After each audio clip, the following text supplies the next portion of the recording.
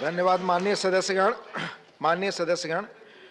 Now the discussion on general budget 2022-23 is over. लगभग 42 सदस्यों ने बोला. अब माननीय finance minister will reply. Please.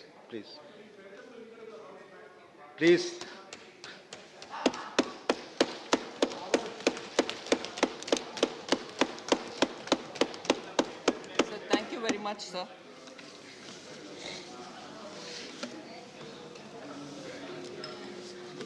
Thank you for giving me this opportunity to respond on the discussion which has been held here, sir. I thank all the participant members who have gotten into good details of the budget, sought clarification, also critically described what has come through in the budget. But I'll take this opportunity to highlight some of the features and also very clearly speak about why this budget has prioritized on some things whilst explaining the doubts that the members have expressed. So we went in for a budget which would stand for continuity, which will be bringing in stability to the economy and predictability in taxation, and also a vision for India at 100. So the continuity point which is very critical at a stage when the economy is coming out of the pandemic, focused on growth. The last budget also, we had focused on growth because that's how we could get people out of the difficult situation that we had gone into because of the pandemic. And that growth focus continues in this budget as well. One other thing which continues with the growth focus is in order to attain the growth, we wanted to undertake public expenditure in building infrastructure for a modern India, 21st century India, and an India which is going towards India at 100. So there was a philosophy or a guiding principle of PM Gati Shakti, which was put in as one of the ways in which the infrastructure spending from the public hands would be guided. That guidance which comes from the PM Gati Shakti was essentially because we needed to bring in greater synergy. We wanted to bring in greater complementarity between the various infrastructure spending that we are undertaking, because it's not to say that infrastructure spending has never happened in this country. It has happened. But what we find over the decades, that each project by itself, standalone in its nature, hadn't given the benefit or the multiplier which such an investment should have given us. So you brought in a manufacturing zone, or you built a road somewhere, a highway somewhere, but unfortunately the synergy which had to come through hadn't come through, or partly came through, but actually maximization was not possible.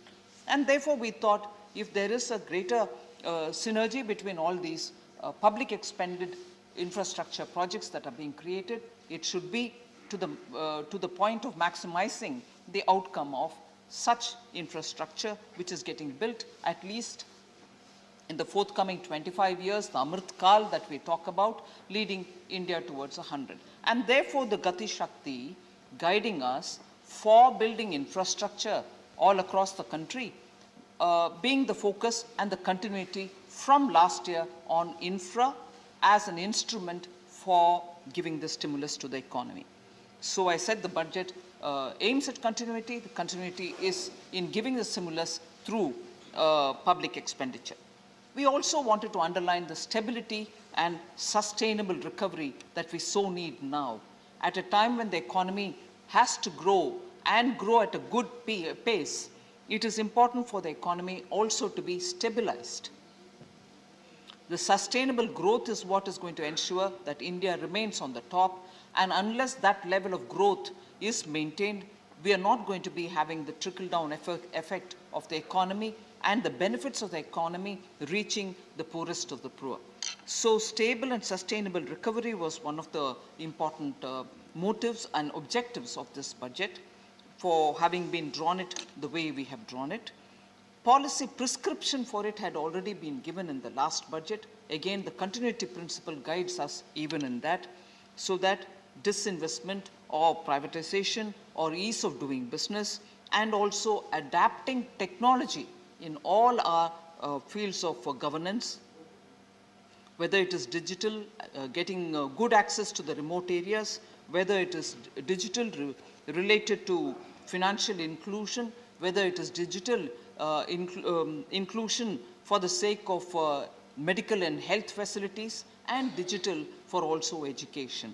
So that technology and digital adaptation are also the instruments through which we want to work during this Amrit Kal, so that India at 100 would have the lead advantage which many countries are just starting to do.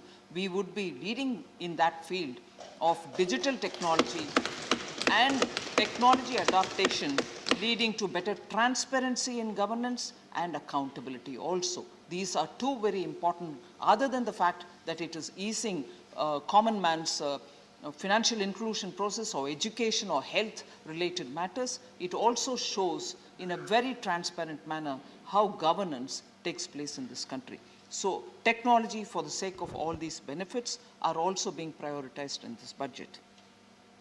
One example of that is bringing in drone as a instrument or as a very effective tool for improving and modernizing India's agriculture. Now, when you bring in drone, it has got several adaptations. Some members, Amar Patnaik and others, spoke about what are we doing about agriculture. By bringing in drone, we are able to bring in efficiencies in the use of fertilizers, in the use of pesticides, and also making a good technology-driven assessment of the crop density, and also possibly predicting the output, the size of the output. Also to get the contours of the field and so on. The drone technology today also has the potential for our rural youth to get into this field, for which we have given a training, skilling program, which will run for a few years when people can become adept at using drone technologies, so that our agriculture can benefit from such a development. Startups are being encouraged. We saw that nowhere else in the globe, the robust way in which startups are coming out in this country. Nearly 45 of them have now come between 2021 as unicorns. They've benefited because access to funds are made easy in India. India's own funds, PE funds and VCs, are now able to support them, and therefore a lot of youth who believe in innovation, who have ideas, who can create employment, who are able to give instant solutions for our legacy problems, whether it is housing, whether it is laying of roads, whether in storage of grains, such critical ideas with which they are now contributing to the economy and bringing in a newer signature to the Indian economy are being supported in this budget as well as last, and the last year's support to the startups have shown tangible results for all of us to see. And in that sense, even this budget therefore also announces a committee, high-level committee to be formed for understanding how best we can have more resources within India through the PEs and also venture capital funds for enabling more such funding of startups and other business ventures, which will be for our own youth, for our own monies, and for our own economy to speed up in terms of achieving higher growth. So the budget, sir, actually speaks of stability. It continues some of the policies of last year, and that policy will guide us towards next 25 years. We will see modern infrastructure. I didn't think I said anything which is going to amuse any one of us, sir. India's 25 years, the coming 25 years are going to be important. No wonder we are calling it as Amrit Kal. And these 25 years, if there is no vision, please, पीछे if we बैठकर do ना not बोलें। have a vision for India at 100, sir, we will suffer similarly as was the first 70 years when 65 years were with the Congress, which had no vision except for supporting, building and benefiting one family. Except for that, there was no vision in this country. Please. Sir, Please, बैठकर so पीछे I'll ना come बोलें, about what please. Kal it is, sir. It is Amrit Kal, but I'll also explain a bit on it a bit later. If only our opposition members have a bit more patience, I'll make it interesting for them on that also. Sir, I had mentioned this earlier and I'd like to recall it again. The kind of hit that Indian economy took because of a global pandemic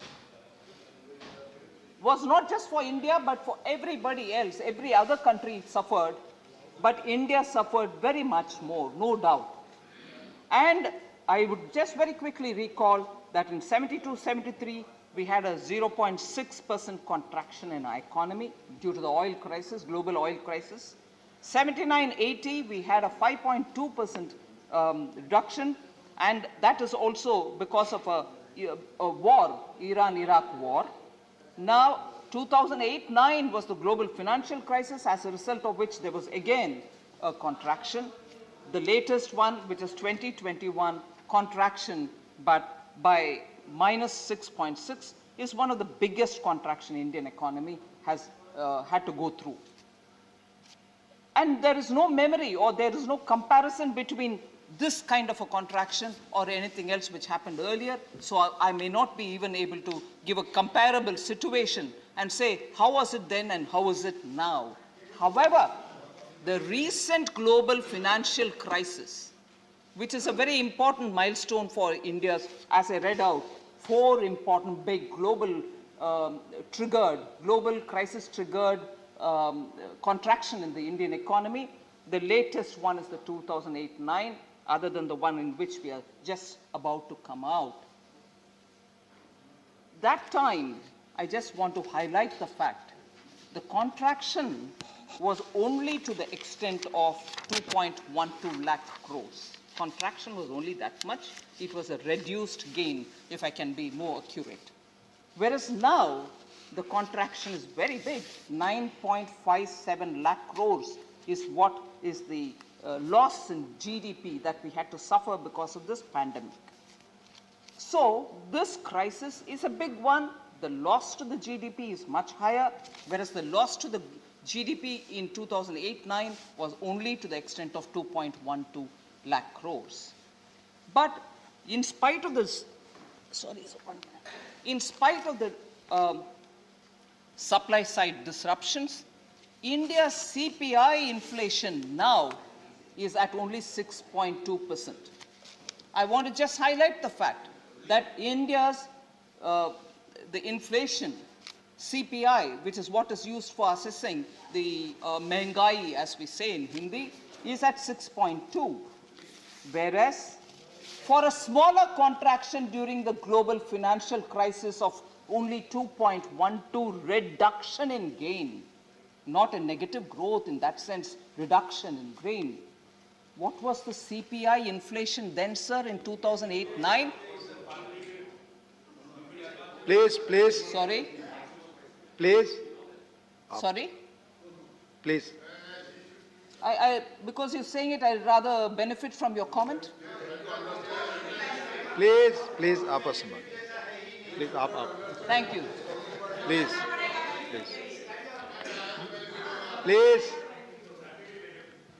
One should smile at it. Thank you, Anand Sharma ji. Thank you very much.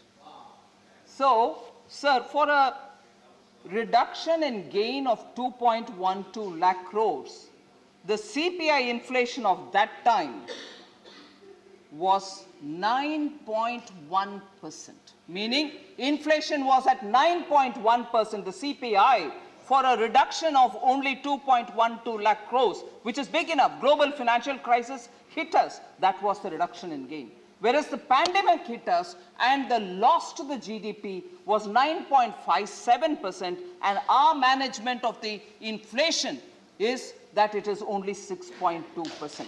I want to highlight this for the benefit of all our opposition respected members who periodically say, look at the inflation, look at the inflation. I want to say, lesser crisis, you couldn't handle the inflation. You led it to 9.1. We are taking care of it, and it is remaining at 6.1% only. And I agree, there are instances where we need to work more to get more pulses in the ground, more edible oils in the ground. We are working on it. But a smaller crisis you couldn't handle with very experienced finance ministers. And I was mocked at, saying, would you know anything at all? Leave me. Prime Minister Modi's consideration on how the economy should be, because he's an experienced chief minister and handled the entire affair at his own personal guidance. All of us have been working. So this is the result, sir, of only 6.1 now, whereas 9.1 for a smaller, relatively smaller problem. Please, Mr. John. I've admitted about that, John Birtas ji. Please. We know that ground level, if we need to do more, we shall be doing more. And thank you for reminding me that I have to go to the market. All right? Sir. Please, John Birtas. I want to highlight the fact that we chose to go through public expenditure on infrastructure building. Multiplier effect is what guided us on it. And I've said this before, revenue expenditure does not give you the required multiplier. Revenue expenditure of every 1 rupee gives you just 45 paisa worth of multiplier, and that too for that immediate specific period. Whereas for one period later, it gives us another additional 10 paisa more. So spending money through revenue does not give you the required multiplier, and the required multiplier being high is what is very critical for us now, because the economy has to revive and revive in a sustainable manner. Otherwise, it will have drops and rises. So we are doing that. So we chose not to go through the revenue expenditure route. So what does the capital expenditure give us? For every 1 rupee spent on capex, you get 2 rupees 45 paisa worth of multiplier in the immediate specific period, and for 1 period later, you get nearly 3 rupees 14 paisa worth of. That is, over time, you get 3 rupees 14 paisa worth of multiplier.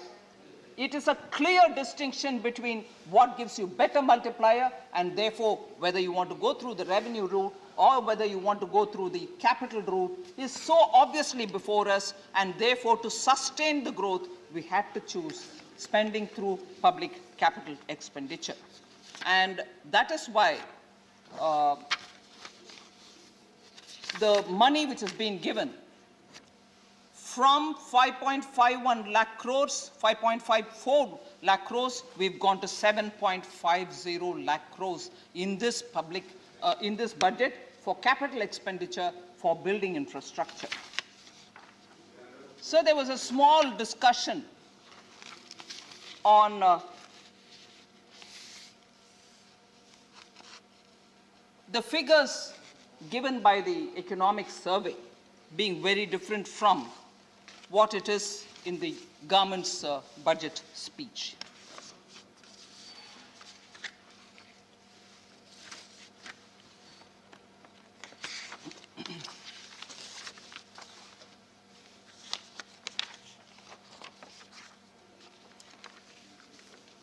So it was raised, saying as an issue, the 8% number which has been given versus the 11% number, both nominal, the real being 8 and 11 being nominal, figures are given, and which is to be believed. Former finance minister, speaking about it in this house, said which one has got to be believed. I just want to highlight, sir, and I'm very grateful indeed to Dr. Narendra Jadhav, who pointedly went down to explain why that difference is there and what that difference explains for itself. And therefore, with that explanation already being given, I'm not getting into the details of it, but for the former finance minister to raise it as though there is something misleading is very disappointing. Because economic survey draws its source of information from one particular set of data. The government looks at advance estimates which come just before the budget and uses that data. And the advance estimate, it is true, could not take or could not imagine Omicron setting in. We have taken that also and factored it into the budget. And as a result, there are numbers which are slightly at variance with one another. So sources of calculation being different, obviously you will get numbers which to believe. And I'm sure in his tenure too. Please. Veena Vishwaji, no, sure. not allowed. Not allowed. Please, no. Please, you continue your speech. No.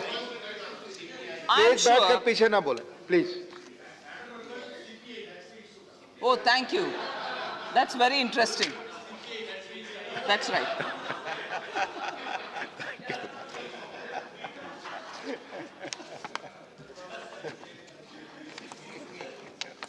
He woke up just now. So therefore, sir, the numbers, sources of data being different and also largely in the range of the numbers that all of us are talking about does not cause any sense of worry. And I'm sure economic surveys were prepared during his term as finance minister as well. And I don't think a dicto copy between finance ministry and economic survey, which is at an arm's distance, should also be aspired for. Opinions in economy do come from different sources. So long as they are diametrically not different, I think for us to raise doubts about its credibility is only attempting to mislead. So I leave it there.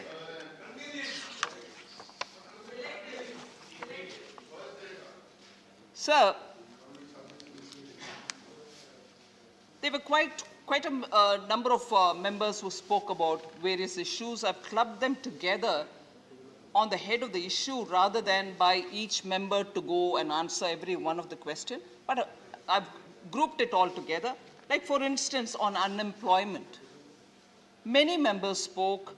Shri Ajit Kumar Bhuyan spoke. Sanjay Singh from Aam Aadmi Party spoke. Elamaram Karim ji spoke of CPM. Srimati Kanimori from DMK spoke. Dola Singh ji spoke from TMC. Kapil Sibal ji spoke. A.D. Singh ji spoke. Former Finance Minister Chidambaram ji spoke. So I've grouped it all together to address the issue of, say, unemployment so that I can speak about it. So the budget mentioned about different categories under which some employment is being created here, some somewhere else. But one big number which easily people picked it up and said that is the number, that is all that you're going to create, 60 lakhs is all that you're going to create. Sorry, I think what got missed out in that is PLI, which is being now given for 14 sectors. We are describing each PLI scheme which is being given for different sectors, and this one where we spoke about PLI, for the PLI driven exercises we said a 60 lakh number. That doesn't end the story there. There are various other steps that the government is taking aiming at improving employment. And I very clearly did also speak in a bit of an elaboration about how drones are also going to generate more employment in the rural area. It's actually showing results in many of the districts where it has already been adopted. So when also we are spending so much on infrastructure building, that cannot be without employment. Even that is going to be 7.5 lakh crores being spent for building public infrastructure is also going to be because there will be employment generated there. So the latest periodic labor force survey indicates that urban unemployment rate in January to March quarter of 21-22 has declined to pre-pandemic level of 9% after peaking at 20.8% of unemployment. It peaked there, but now it's already come down, is being established by this periodic labor force survey pertaining to the first quarter, January-March quarter of 21-22.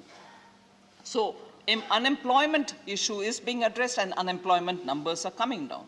November 2021, sir, saw a net addition, not just addition alone, forgetting the dropouts, net addition in the EPFO subscription to peaking at 13.9 lakh new subscribers, an increase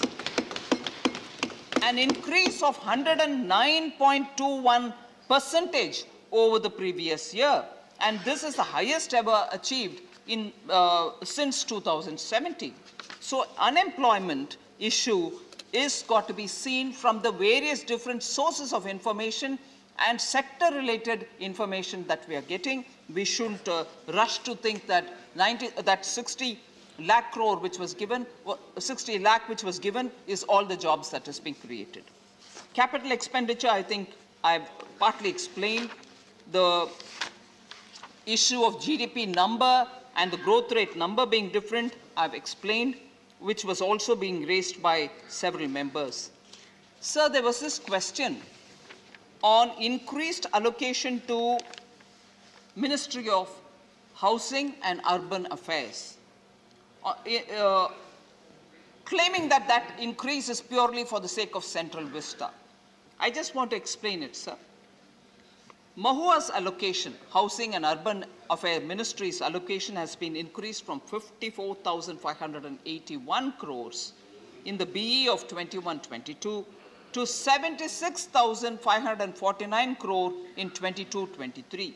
The increase is mainly on account of increased allocation in PM Awas Yojana Urban, enhanced from 8,000 crores to 28,000 crores, and not because of Central Vista. I just want to explain that. I think Honorable Member Chaya Verma had raised it. Honorable Member Jawahar Sirkar had raised it. Sir, again questions about Manrega. People who claim that Manrega is their own program and how can we not attribute it to them. I want to say, yes, there was. Manrega was designed, Manrega was passed, and Manrega was an act because of them. Very well. But I also would like to equally say Manrega's misuse was also due to them. CAG was also talking about misuse. And Manrega was infested. Manrega was infested with ghost accounts. People who did not exist were receiving money under Manrega. People who were not born were also... Nothing is going on record your speech except Madam's speech. Please. Please, बैठ जाइए. बैठ जाइए, बैठ जाइए. बैठ जाइए. Thank you, sir. Manrega was infested with ghost accounts. I repeat, Manrega had people whose names were written in who were not even born yet in this earth. So these were people who were receiving Manrega money. That's also to their credit, sir. So I will not hesitate to give credit where it is due, but take it all fully. Take the entire credit for the misuse of Manrega. Don't just take the name. Please. So, sir. आपकी कोई बात record पे आप सबकी नहीं जा रही है. Please, सीट पर बैठ कर ना बोलें. So, sir. Please. Sir, I just want to highlight Manrega is a demand-driven program. As and when there is demand. And also, sir, let's not forget, Manrega, even as it was born, was to provide that rural employment in lean seasons. Jairam Rameshji is here, who actually has spent a lot of time looking at Manrega, looking at rural development, and he'll vouch for this. Manrega was going to have to serve the rural unemployed, particularly in the lean season of agriculture. When agriculture activities are at its peak, it was safely assumed people will find jobs in the agricultural activity. And particularly in the drought-prone areas, when agricultural activity, unfortunately, because of climatic and other has become only annually one couple of months in an entire month of 12, in an entire year of 12 months, it had confined itself to only those, rain-fed 3, 4 months, 5 months, and so on. The rest of the year, people were remaining unemployed, and therefore, this what was brought in to bring in succor. And in that, therefore, whenever demand was going to come up, it was to be funded. That's exactly what we are doing. And therefore, to think that if you had not put it at the BE stage itself, and then you let them suffer, is entirely wrong. BE stage, we gave the money, and just see what happened during 2020-21, sir. The total monies given for Manrega crossed 1,11,000 crores. It was given by us. Therefore, it's one thing to create a scheme. It's one thing to misuse a scheme. Whereas what we do now is create and use it properly and transparently. So, BE 73,000 crores is being given now with an understanding which all of us know that if the demand rises, we'll provide more through the supplementary demand for grants. So on Manrega, I think people who know it, people who want to have the claim for it, should not mislead by saying you're not giving anything now. We have given 73,000, and they know when the demand comes, we are bound to give, or else they are here to question me. आप में से किसी की बात बैठकर जो बोल रहे हैं रिकॉर्ड पे नहीं जा रही है, अननेसेसरली आप हल्ला कर रहे हैं. Please please please please let her speak. माननीय लोपी, प्लीज प्लीज बैठकर ना बोले, कोई बात रिकॉर्ड पे नहीं जा रही, आप हाउस डिस्टर्ब कर रहे हैं. Please sir, she is not considering. Let her finish, I will give you. Sir, if she is considering, please, point of order here. 38. And kindly look at to the unparliamentary expression, book page 272. That we will see. I'm showing you, then I will leave it to you. I'm in your hands. Yeah, please. First, rule 238. 38, yes. Now, rule 238, rules to be observed while speaking. Now, kindly look at Roman 7. 238, Roman 7. Yes. Under reasonable, seditious, or defamative words. Right. Now, Honorable Deputies, Chairman, sir, kindly look at the unparliamentary words. Page 272. Time and again, First Honorable Minister has said that former finance minister was misleading the House. Now again, Honorable Minister is saying the members speaking on Manrega misleading the House. Now, Honorable Sir, kindly see, not once but many times it is said that it's an unparliamentary word. We'll examine, Mr. Sakti Singh. You will examine it. We'll examine it. Thank you. Yes. I wish Please, we'll examine. Your Honor may give me ruling on this. We'll examine it and we'll. I oblige.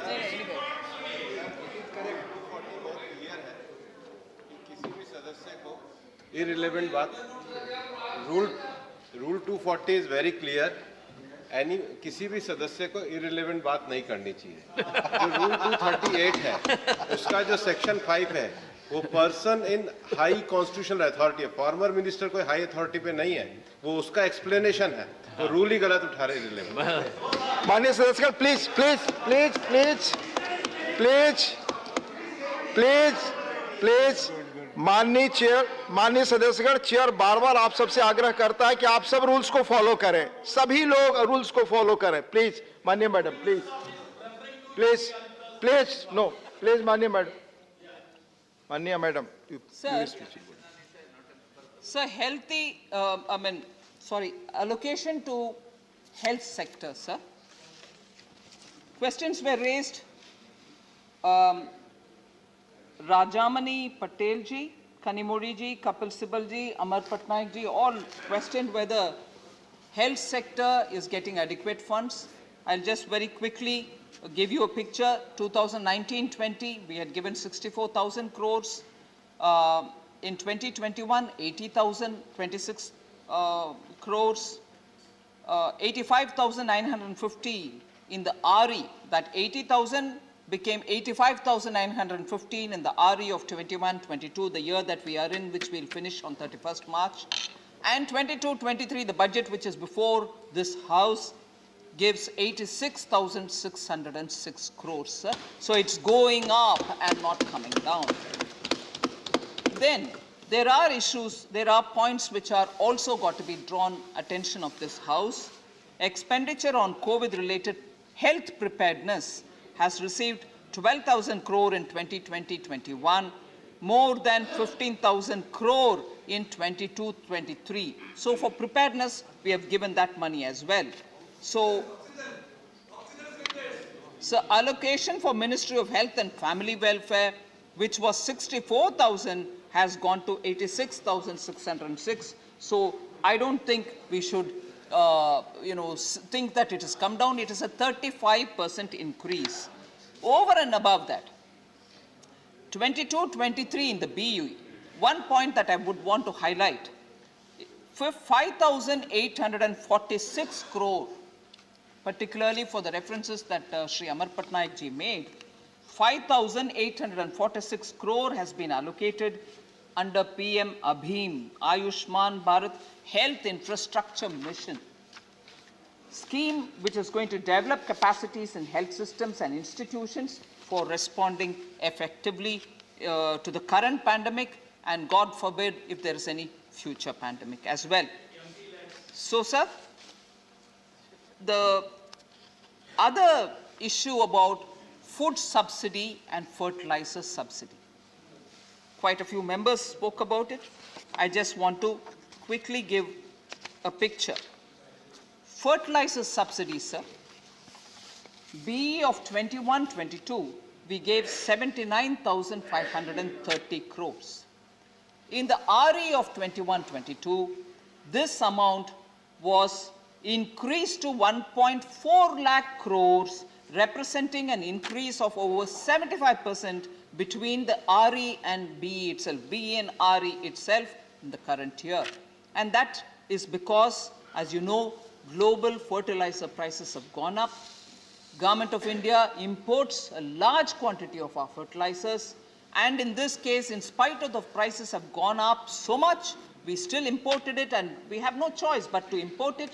But we made sure that that increased global price of fertilizers are not shifted on to the farmers. The government has borne that cost, and the farmers have got the fertilizers, as always, at the price at which they bought last year or the year before. So that shows that the government has been receptive to developments outside and understanding the issues here in the ground. Sir, food subsidy allocation, PM Garib Kalyan Anna Yojana, and I also want to highlight the allocation for food subsidy is 2.86 lakh crores. This is higher because, and I'm talking about 21-22, the year that we are about to finish. This is higher because under the PM Garib Kalyan Anna Yojana, which is around 1 lakh crore, additional allocations had been made for food subsidy. Food subsidy allocation for this year, 22-23, is 2.07 lakh crores, which is the best estimate of requirement at this point in time. So it's still higher. The food subsidy is well over 2 lakh crores.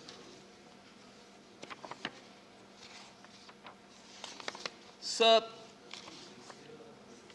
doubling of farmers' income also has been an issue on which several members, Srimati Chaya Verma, Jose K. Mani, Rajamani Patel ji, Syed Nazir Hussain ji, Amar Patnaik ji, have all voiced their concern, and I can fully understand.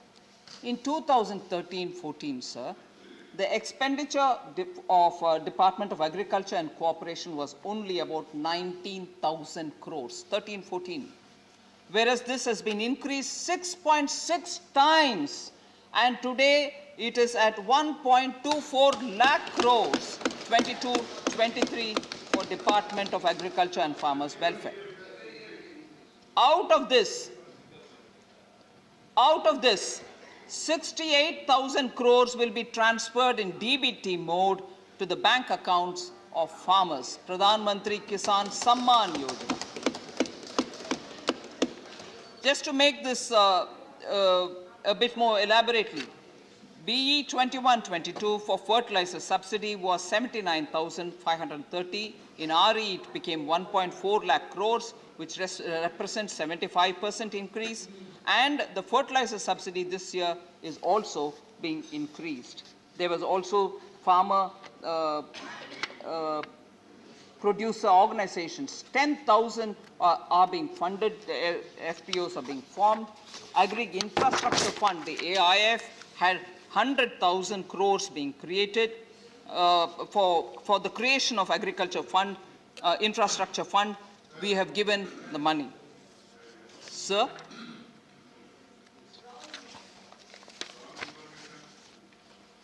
if we are giving the data, sir, it is because the questions have been asked. One more important question on how we supported the MSME.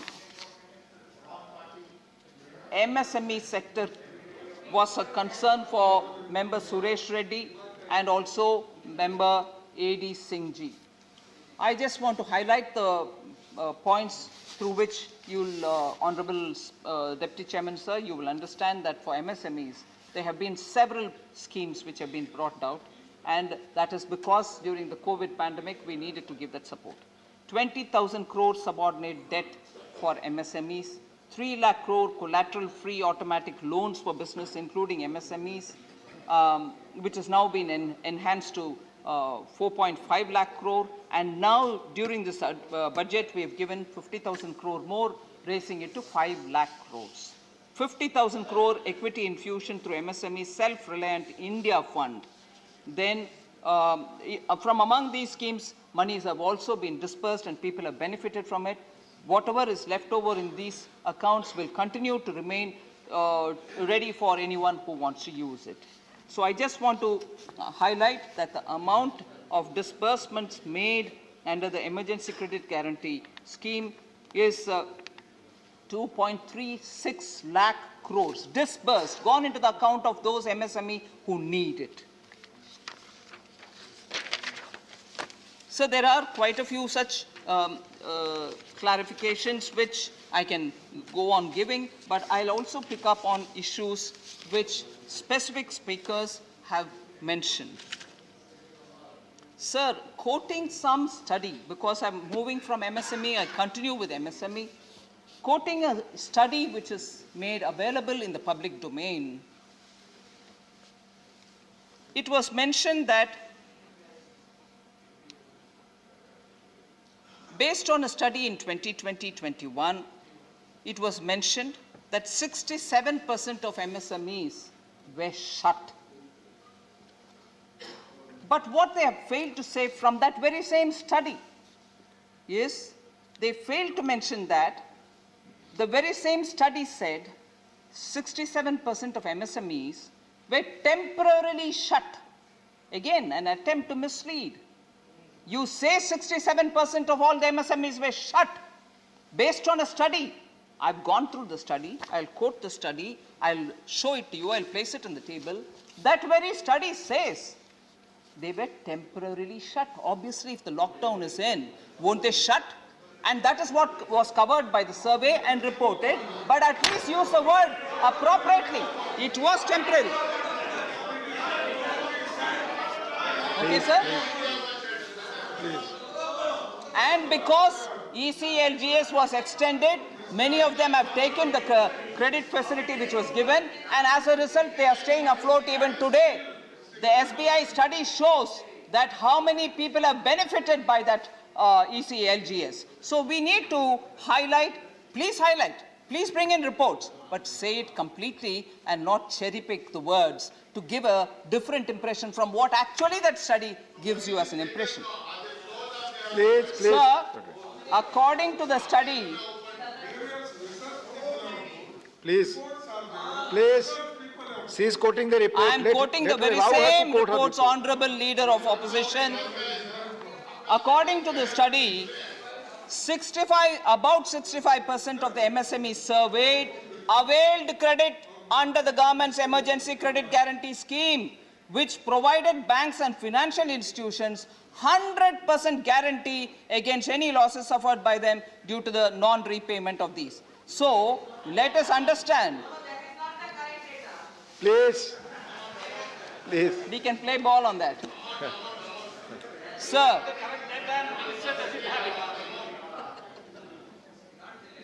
Sir, in the last 2 years, it's not been business as usual. Every one of us know. It has not been business as usual. Extraordinary steps had to be taken.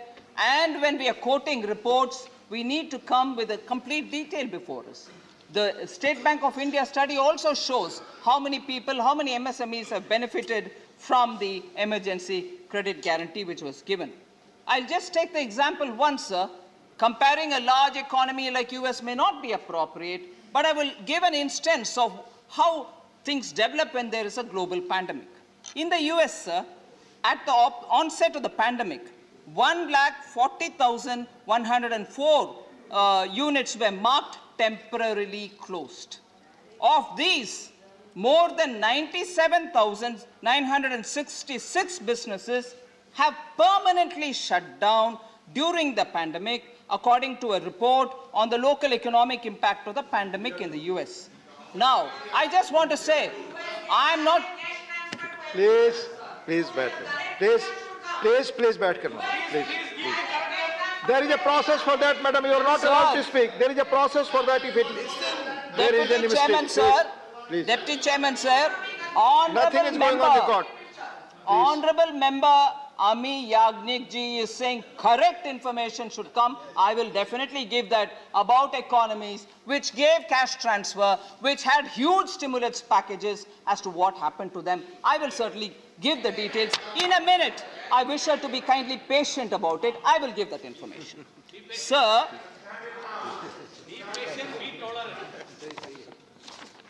sir, about inflation, I think I did say a bit. But I just want to again compare Indian economic situation, which I did earlier about 2008 global financial crisis, what happened in India and what is happening now. But I also will give a comparison between what's happening in other economies and what's happening in India. Sir, economies all over the world suffered, but I just want to say US inflation, which was reported in all the papers today, has hit 40-year highest. US inflation, cash transfers was made, huge stimulus packages were given. This is the effect. Sir, and I'll give you more data on that. I'll give you more data on that. So, US inflation has gone. Please. I mean, when, sir, we are giving answers, sir. No point. No point. There are times when it is difficult to gulp some facts, but we'll have to take it.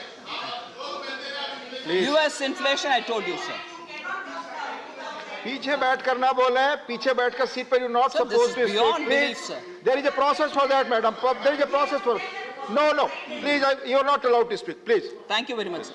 So in Germany, sir, since 1992, they have not faced an inflation of the order that they are facing today. Economies which are having better cash transfer, better solutions, better stimulus. I just want to, no country is comparable with another. Every country has its own uniqueness. But all that said, there are always allegations that you have not done enough. You have not done enough the way I want you to do. All that comes. But I need to address that, sir.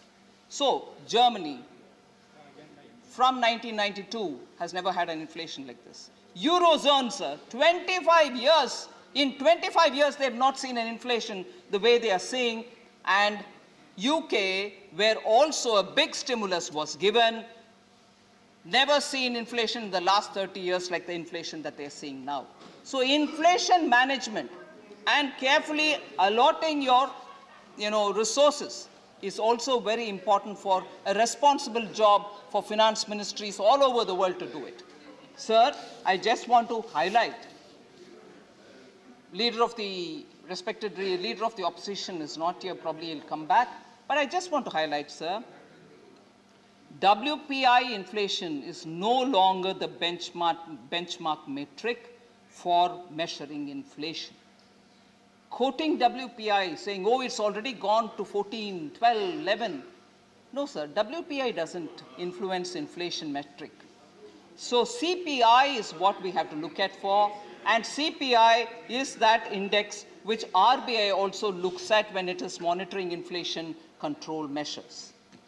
That's only for reference, sir. Sir, since 2014, Prime Minister Modi has ensured that we keep our inflation contained, well contained, and not cross 6% or more. And this crossing of 6% has happened, no doubt. But we breached it a little bit, maybe between 2014 and 2020, maybe 6 times on a monthly average that you're looking at, and not beyond that. It's every time brought back to, being within the limits of 6%. So our inflation management is robust, is what I want to underline here. So, but at the same time, again, may not be nice for me to repeat because nobody is going to like me saying it, and since I have to be in this house to say things which others like as well, but I will have to say things which are not going to be music to some people's ear. Highest inflation, if ever, or the worst era of inflation, if ever this country endured, it is from 2010 to 2014, when retail inflation was more than 9% in 22 out of the 28 months from January 2012 to April 14. 22 months out of the 28 months between January 12 and April 14, inflation was well over 9%. So let us also keep that context somewhere in the back of our minds.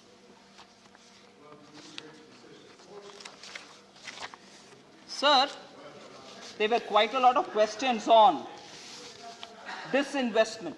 Are you going to sell off everything? What is happening, particularly insurance sector? So here I want to humbly submit.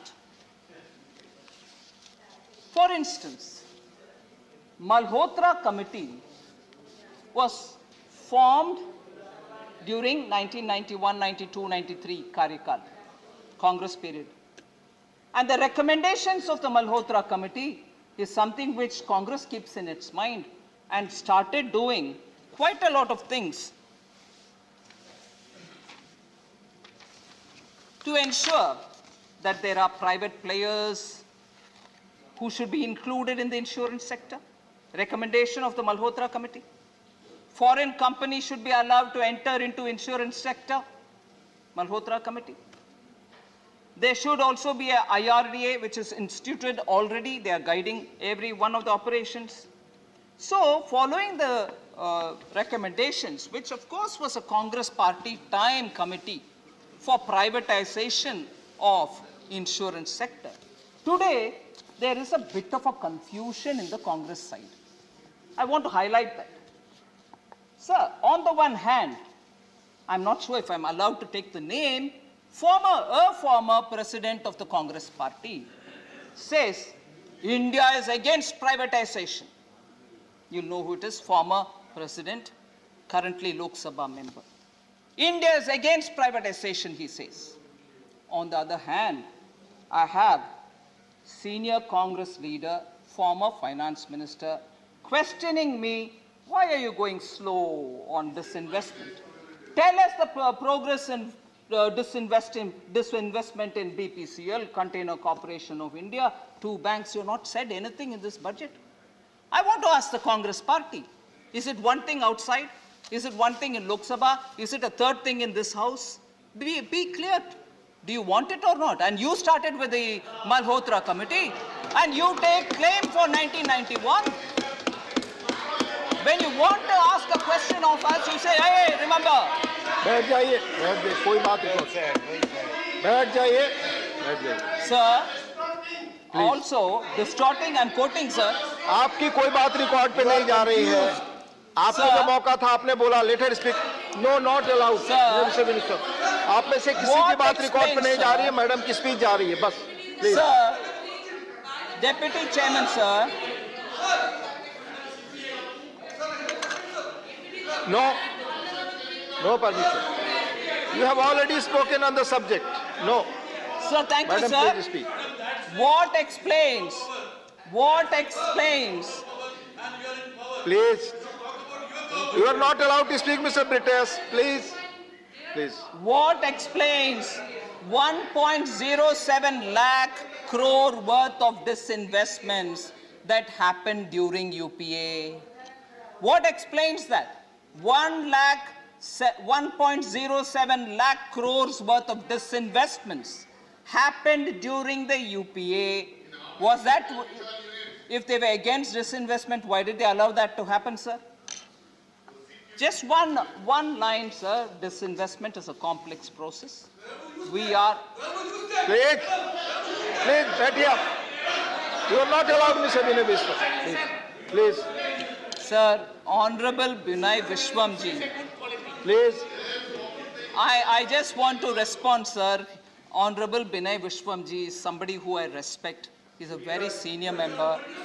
Also has ideologically very committed. I appreciate that. Just as we are ideologically very committed, just as there are very many people ideologically committed. Where do you stand? I thought the budget of 2021 very clearly narrated where do we stand. Jan Sangh narrated where we stand. Bharatiya Janata Party under Vajpayee ji narrated where we stand. Our election manifestos say where we stand. And us fulfilling the manifestos say where we stand.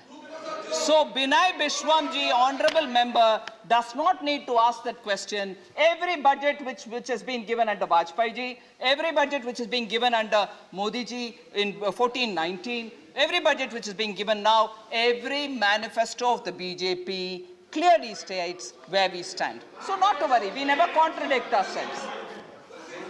Sir? Please. Sir?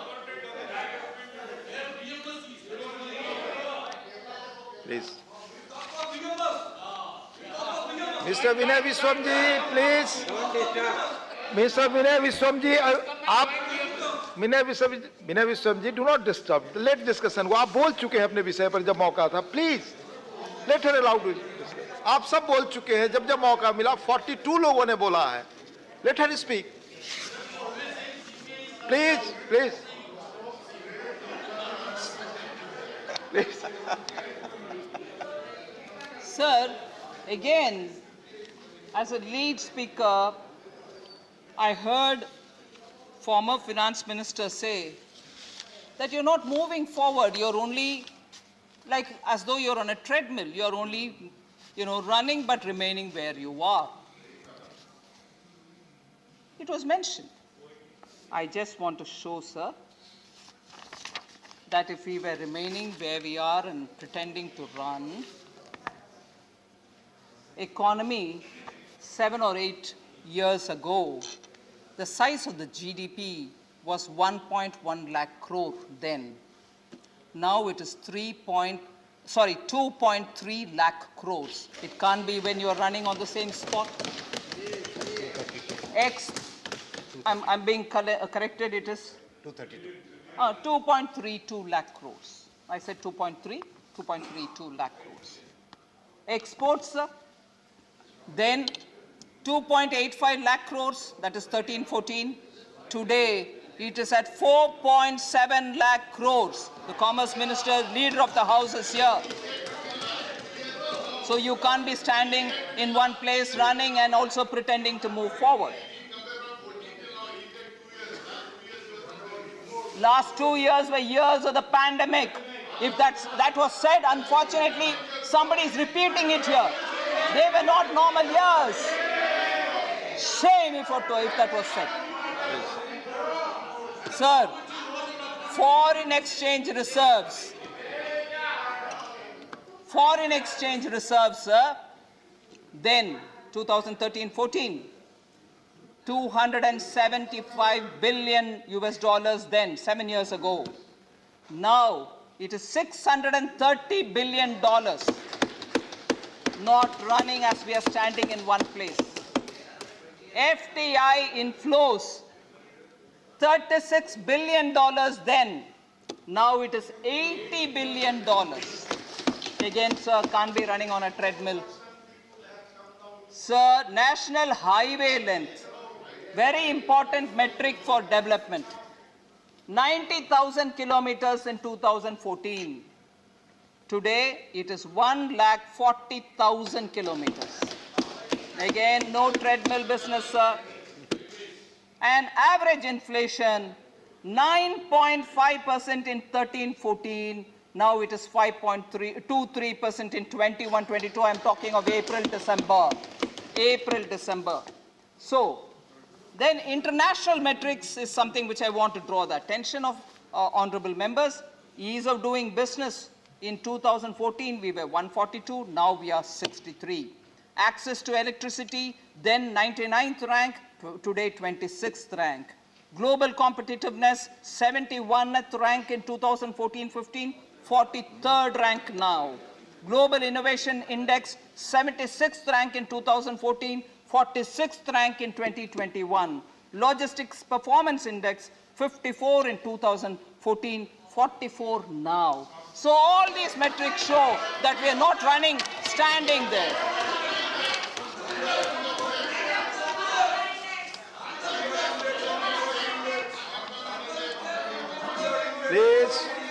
Please. Sir, one more reference, sir. Please. One more reference to the Honorable former Finance Minister. He accused me, saying you did not speak anything about the poor. You have not at all spoken. You spoke more about your Prime Minister. Of course, I feel very proud. I feel honored to be in the ministry along with the other ministers who are guided by the Prime Minister, a Prime Minister who is visionary. I don't have anything to hide that. I will say it any number of times. He's the Prime Minister of this country. In every popularity ratings, he's at the top. But our country, there are some people who suffer from visceral hatred of the Prime Minister, but that's their problem. I will say one thing here, sir. I didn't speak about the poor as an allegation. I want to know, what is that poor that you're talking about? When again,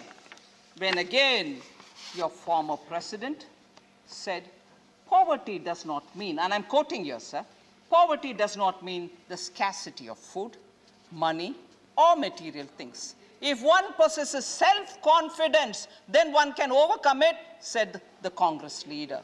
So he also said it's a state of mind.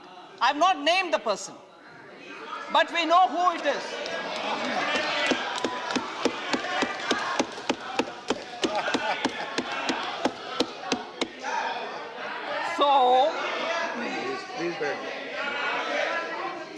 So, to continue the quotation, sir, to continue the quotation, if you want, I'll leave it here. This is also reported in the media.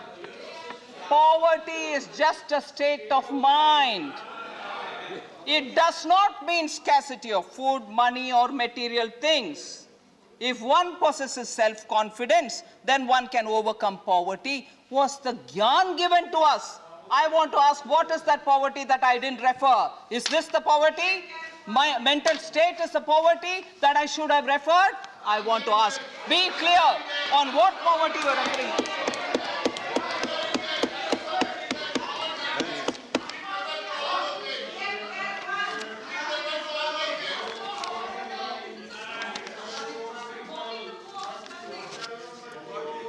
Sir, I just want to respond. आप सभी सदस्यों से आग्रह है seat पर बैठकर ना बोलें प्लीज आपकी बात रिकॉर्ड पे नहीं जा रही है you are not allowed Priyanka ji you are I'm not allowed not to mocking the speak poor. The person who's mocked the poor is in alliance with you now. Please आपस में Is बात in ना alliance करें with you now. Sir, it's very madam well. Finance minister की बात के अलावा कोई और बात रिकॉर्ड पे नहीं जा रही है I will, sir, आप प्लीज बैठ जाएं Deputy Chairman, sir. बैठ जाएं आप सब बोल चुके हैं प्लीज बैठ जाएं Deputy Chairman, sir. Please. This is how when we don't have the courage. This is how, when we don't have the courage to ask the person who said this, they distort and put it on me.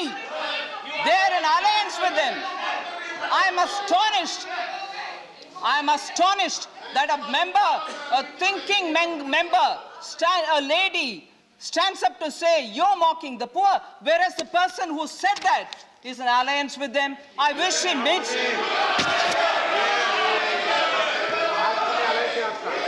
Please, please. I've quoted the man. I've quoted the person, not my statement. Please. I've quoted the person. Oh, really? Oh, really? आप कुछ भी बोलते हो बैठिए बैठिए बैठिए आपकी बात रिकॉर्ड पे नहीं जा रही है आप अननेसेसरली अपने को परेशान कर रहे हैं कोई बात आपकी रिकॉर्ड पे नहीं जा रही है ना आप अलाउड है बोलने के लिए please Deputy Chairman, sir, in Tamil, Deputy Chairman, sir, in Tamil, sir, just before I say that Tamil proverb, I want to say that I have responded, sir, for, let me finish, Please. Mr. John Britas, please let me take your finish. seat. Sir, is this budget debate? Yes, it is. It was a question raised to me about my budget speech, and I'm giving it as a reply during the budget debate speech. Okay? So, let there not be confusion. Everything that I'm speaking here. Oh, please, sir. This is not done, sir. Please, it's not proper. We've heard आप बहुत बैठ every कर one of चिल्लाते the हैं, members please. silently. That you cannot decide here. That chair will see. Please, no. You are not allowed to speak. It's Sir, you are not there. Please, Sir. please, you are not allowed to discuss. आप बैठकर हमेशा पीछे से चिल्लाते हैं. नहीं madam, no allowed. sir, Please. I would like to tell you, sir, कोई बात आपकी रिकॉर्ड पे नहीं जा रही. Amar Patnaik ji.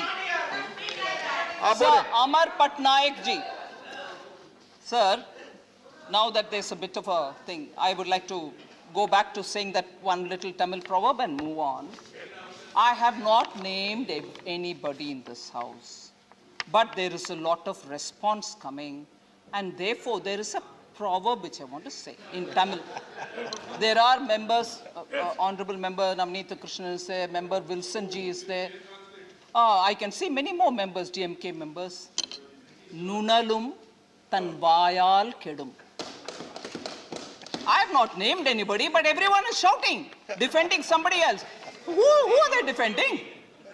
Thavayale Tan Kedum. Nunalum Tanvayal Kedum. If you want a rough translation, sir, during rainy seasons, nobody knows where the frog is. But it goes back. So we get to know it.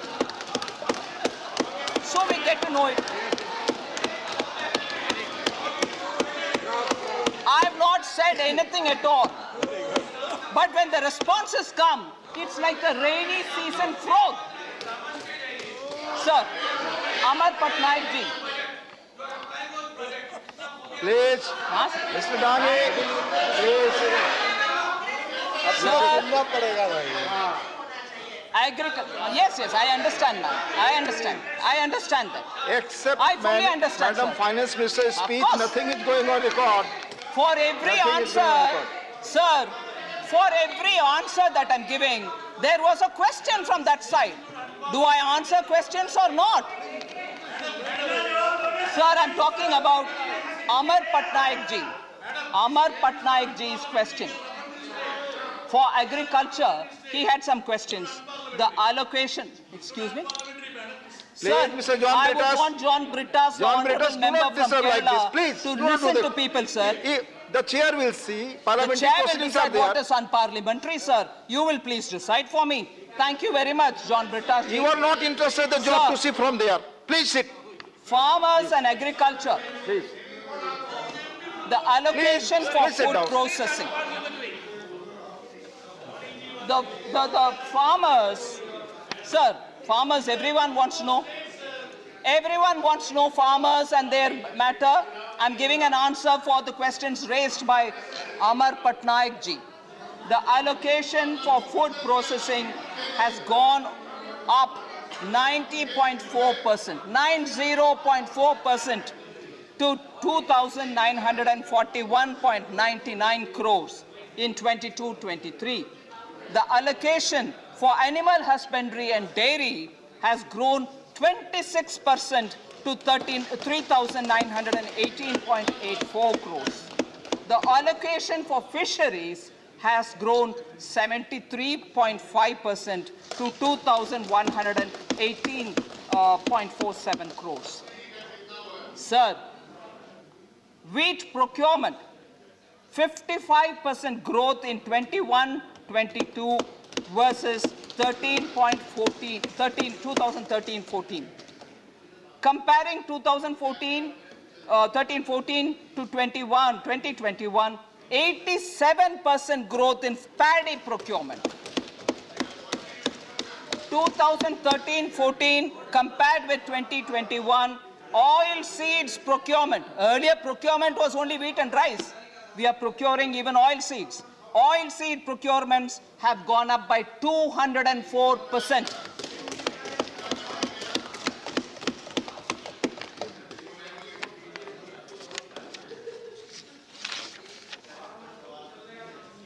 Sir, Manoj Jaji has raised some concerns about Z-shaped recovery.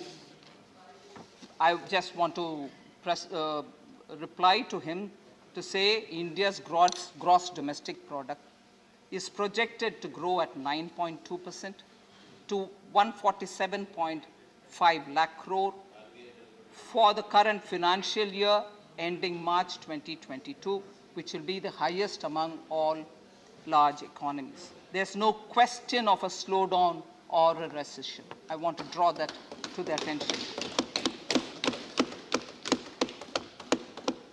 I had already mentioned earlier that the difference in the economic survey and the Ministry of Finance report are because of the different sources through which we draw the information, which is also for Sri Manoj Jaji. Srimati Chaya Vermaji had raised questions on cryptocurrencies, sir. I just want to say the act of taxing the cryptocurrencies, I think honorable member suggested, is it legitimizing the cryptocurrencies? She asked a question. I just want to say we have taxed the profit emanating from the transactions. I'm not doing anything to legalize it or ban it or not legalize it or anything at this stage. At this stage. Vinay Viswamji. Unbelievable, sir. I'm giving an answer. You speak. I'm talking about the reply. Why would Vinay Viswam, Mr. Vinay Viswam, come on. this is not the proper. Please sit down. Mr. Vinay, please sit down. I'm not yielding, sir. This is a bit too much. Let her speak. Sir, I'm replying to Honorable Member Chaya Verma. By shouting like this, the member's right to get a reply is being denied. The right Mr. John Britas, it's not going on record. The right of a member to get a reply is being disrupted. Sir, आप दोनों disrupt कर रहे हैं. I'll be forced to name. Please. I'll be forced to name. आप बार-बार disrupt कर रहे हैं. Please, not allowed. Please, madam, you speak. Thank you very much, sir. Speak. Sir,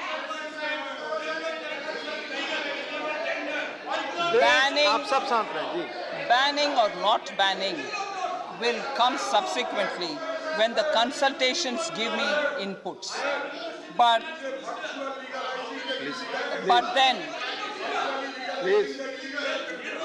then would you rather have me not tax and allow the profits to be there and then tell me I have not even taken a corrective action? So, legitimate or illegitimate, it's a different question. But I will tax because it's a sovereign right to tax. I hope Chaya Verma ji, please, is able to hear my reply, or else I'm quite willing to give her when I meet her in person.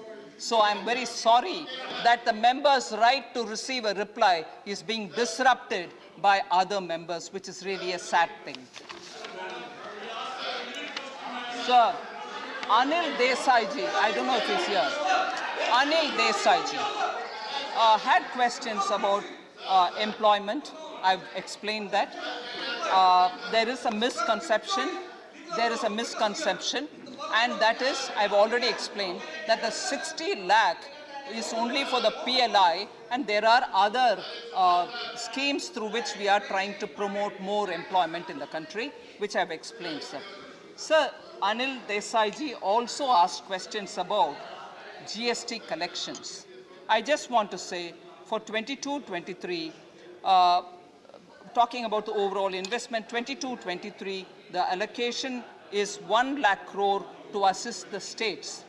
He asked about the GST collections and also said, will there be some kind of a support to the states? So on the matter of support to states, I would like to highlight that 1 lakh crore is being given to assist the states in catalyzing overall investments in the economy.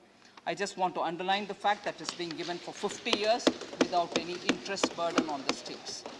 Sir, and it's not going to affect their FRBM. They can continue to borrow at the rates which have already been given to them. So this is not going to affect them.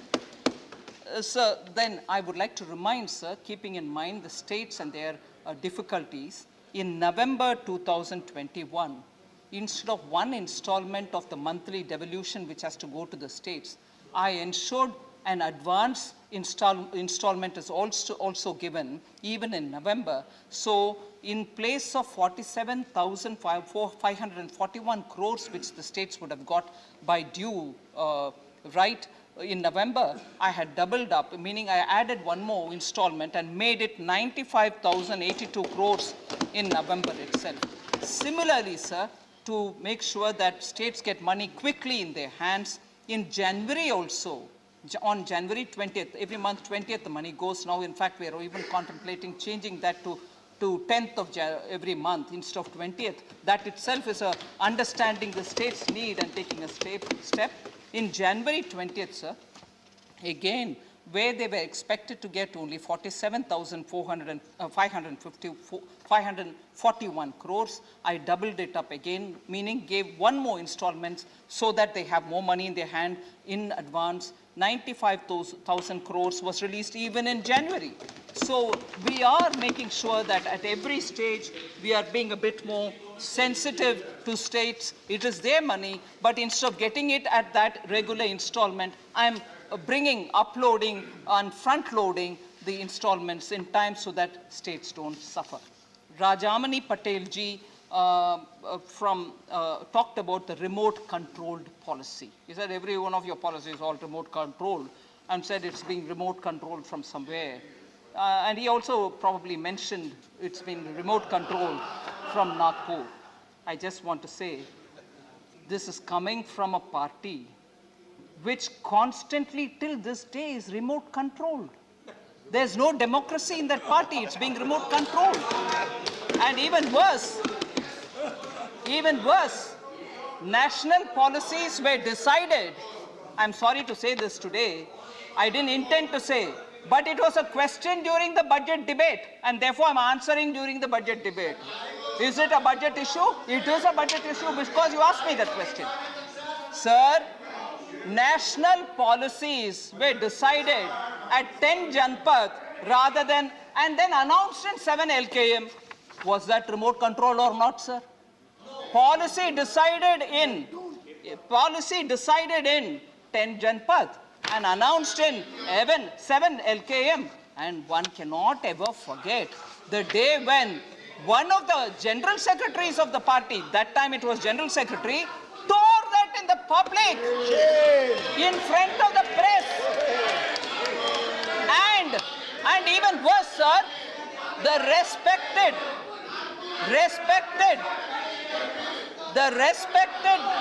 Prime Minister at that time, Dr. Manmohan Singh, was within a couple of hours after that going to meet President, US President.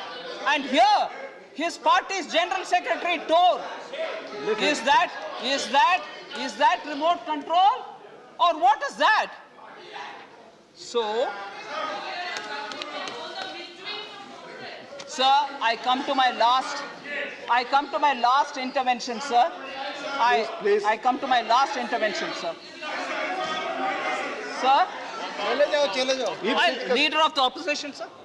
Please, leader of opposition. हम budget में उनका भाषण बड़े गंभीरता से सुन रहे हैं, लेकिन इस सदन को भटकाने की कोशिश मत करो। कांग्रेस पार्टी क्या की, कांग्रेस सेक्रेटरी क्या किए, अरे आप अपने बजट में बोलिए, हम सुनेंगे। वो सब, अरे गरीबी 27 करोड़ लोग Thank you. गरीबी के रेखा के नीचे आ गए, जो ऊपर गए थे, उस पे बोलिए। Thank you, माननीय। क्रिप्टो करेंसी आपने एक्सेप्ट किया क्या नहीं, क्योंकि आपके आरबीआई चेयरमैन ने बोला है कि अपने रिस्क पे आप इन्वेस्ट कर सकते हो, तो ये बात बोलिए, हम सुनने को तैयार। आप लोग माननीय LOP, please, I have allowed you, please, please, Sir, माननीय finance minister, thank you very much, Deputy Chairman, sir. Please, आपको इजाजत मिल चुकी है माननीय LOP, please take your seat, please, no, please, I have not speaker. give serious reply, we listen. You Don't have already make, spoken, sir. no, You have already ये spoken. Comedy type बोलना ये बंद करो। Please take. Thank the honourable. Sir, I thank the honourable leader of the opposition. Please. I thank the leader of the opposition for reminding me that I should answer on budget. Shri Rajamani Patel ji, during the budget discussion, mentioned about it. Should I not reply, sir? I am following his order only. I am following the instruction of the leader of the opposition. आपकी बात record पे जा रही है, कोई और बात record पे नहीं जा रही। I'm honestly, he's a very senior politician, has been in decades in politics. He's very respected. I respect him, and I certainly respect the words he's mentioned here, and I'm duly following it. Sir, I come to the last intervention in my speech, sir. This is also very much what came up during the budget discussion.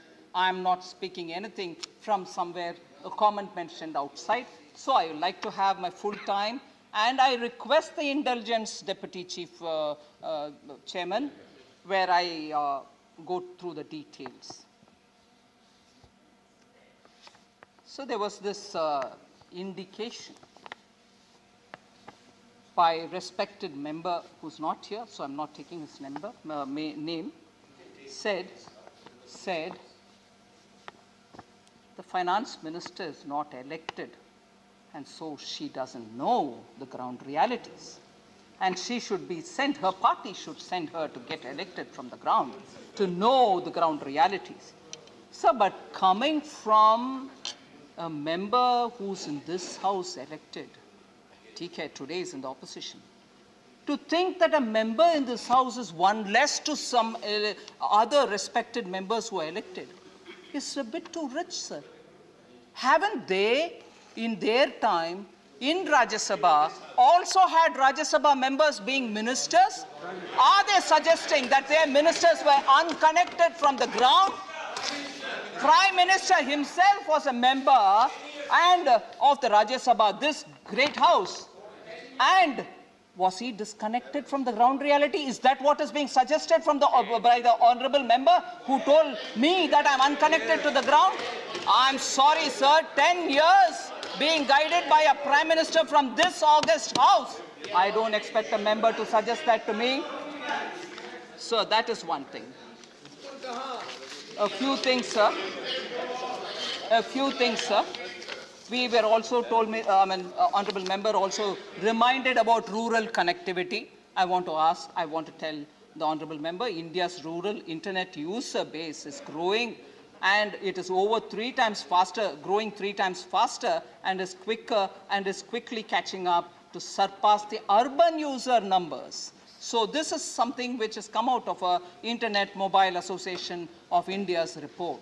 So while, I'm quoting from the report, sir, while internet users grew by 4% in urban India, reaching 323 million users in 2020, digital adoption continues to be propelled by rural India registering a 13% growth in internet users over the past year, unquote. So rural India's internet connectivity is also growing. Data consumption through BharatNet optical fiber surpassed 13,000 terabytes till June 2021. This is an increase from 6,000 terabytes in 2020 and 300 to 400 terabytes in July 2019. Rapidity with which it is increasing, sir. I just want to highlight that according to the Telecom Regulatory Authority of India, which is a report of August 2021, the total number of internet subscribers increased from 79.5 crores at the end of December 2020 to 82.5 crores at the end of March 2021. So in this budget, of course, I have announced that contract for laying optical fiber in all the villages, the ministers next to me, including remote areas, will be awarded under the BharatNet project through PPP in 22-23 itself, and the completion is expected by 2025. Our vision is that all villages and their residents should get the same access to e-services, communication facilities, and digital resources as urban areas and their residents. So I just want to highlight, and it's also from one of the former economic advisors, saying India, meaning India's growth, talking about it, said Bangladesh will be growing faster than India. This was raised also. Maybe not by any members, but it is a very important conversation in which I think we need to put the facts together and say, sir, we are 10 times bigger. Our economy is 10 times bigger than Bangladesh. So if I had to give you a rough calculation, if Bangladesh grew at 10%, sir, and we grew just at 1%, sir, the absolute number that will arrive in terms of growth will be the same. So then to say Bangladesh is at 5.5, whereas you are at 4.1, is not really understanding. Not allowed, please. Sir, I want to now address the concern that Honorable Member Ami Yagnik mentioned. Say you have not spent much, you have not given money. I just want to say, sir, countries which have spent big money, whilst we prioritized on Janbi, Jahanbi, save lives first, and also immediately after that ensure that they get money for their businesses and so on. I just want to bring in one bit of an information. Advanced economies, sir, relied on large stimuluses. Almost entirely on the demand side measures they relied on, of direct support without paying attention to so much to supply side. That's their priority, they can do it. Their outcome today is high inflation. Their outcome today is high inflation. Now, I just want to highlight one observation which an economist, Ruchir Sharma, has made in October 2021 for information for the Honorable Member. Pandemic stimulus, Ruchir Sharma, I'm just quoting him. Pandemic stimulus backfired. India can be thankful it did not go bigger on government spending. 2020. Emerging markets which stimulated most aggressively got no payoff in a faster recovery, owing in part to the downsides of overindulging. India's payoff for moderation was one of the strongest recoveries in emerging market, unquote. So I just wanted to draw the attention of what one approach can give and what the other approach can give. So finally, sir. Finally, sir. Sorry? Yes. I've said that in the budget speech as well, sir. Finally, sir, Honorable Member who's not here now had mentioned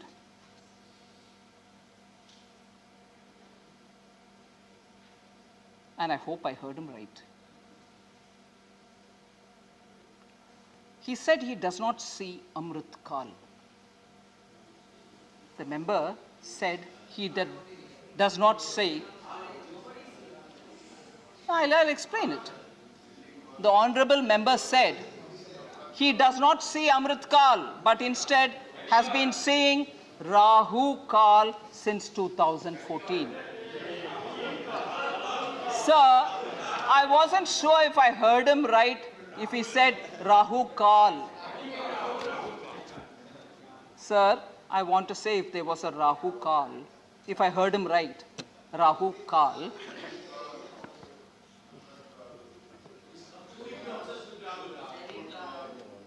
Sir, Please do not interrupt like this, Mr. John Britas. Please I had do not mentioned interrupt. it earlier, sir. That Rahu Kal, I hope I heard him right, that Rahu Kal, which he mentioned actually belongs to the time which some time ago I said. When a sitting Prime Minister brings about a law and it gets torn up scornfully in front of the media, hours before the Prime Minister is about to meet the US President, that is Rahu Kal. I'm being careful. Sir, also, entrenched in the Congress party, where there is an implosion now, Rahu Kal is what produces, I would think, the so-called G23. So Rahu Kal is not now. Rahu Kal is where Congress party is. Ours is Amrit Kal. Ours is Amrit Kal. Rahu Kal was thrown at me. Rahu Kal was thrown at me. Yes, budget. Rahu Kal was mentioned by your member. Sir, senior leaders from the party are leaving their own party and getting out. That is Rahu Kal. That is Rahu Kal, sir. Whereas standing there, budget speech, the question, the allegation, you are sitting there and telling me आप it में is से not किसी की बात Amrit record पे नहीं आ रही है मैडम Rahul की Kal. स्पीच के अलावा please Sir, no wonder Congress party, which is facing the Rahul Kal, is getting 44 seats and remaining there and not able to come out. Please Sir, where Rahu Kal is where Congress party is in session, where they go on saying, "Ladki hoon, main lad sakti hoon." Rajasthan ladkiyan lad nahi sak rahe. Rajasthan mein lad nahi sak rahe mahila. Rajasthan mein mahila ka har din kuch na kuch कांड हो रही है. राहु काल उधर है.